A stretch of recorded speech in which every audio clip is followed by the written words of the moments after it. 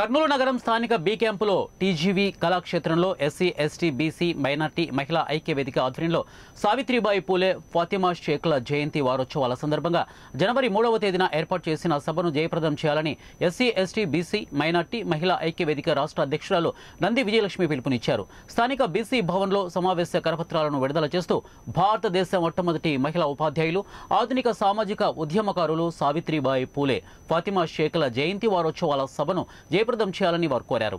ఈ కార్యక్రమంలో పట్నం రాజేశ్వరి, నక్కలమిట శ్రీనివాసులు, శేషఫని, డాక్టర్ హరిప్రసాద్, ఎరుకల రాజు, బీసీ నాయకులు రాంబాబు, భారతమ్మ, ఈశ్వరయ్య, కృష్ణోజీరావు, హుస్సేన్ బి, దస్తగిరి, అమీనాబి తదితరులు పాల్గొన్నారు. కర్నూలు నుంచి మాట్లాడుతున్నాను. 3వ తారీఖున సావిత్రిబాయి పూలే జయంతి వారోత్సవాలు లలిత కళా సమితిలో జరపడం జరుగుతుంది.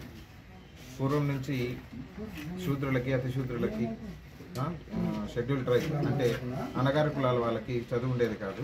సో ఇప్పుడైతే చదువు అనేది మహాత్మా జ్యోతిరావు పూలే స్టార్ట్ చేస్తాడో దాని తర్వాత ఉపాధ్యాయులుగా ఆయన భార్య అయినటువంటి సావిత్రిబాయి పూలే గారు మొదలు పెడతారు. వాళ్ళిద్దరికీ చేయూతనిచ్చింది ఈ దేశంలో మొట్టమొదట ముస్లింలు. సో కావున బీసీలు ముస్లింలు పెద్ద ఎత్తున ఈ సభకు హాజరవలసిందిగా కోరుచున్నాము.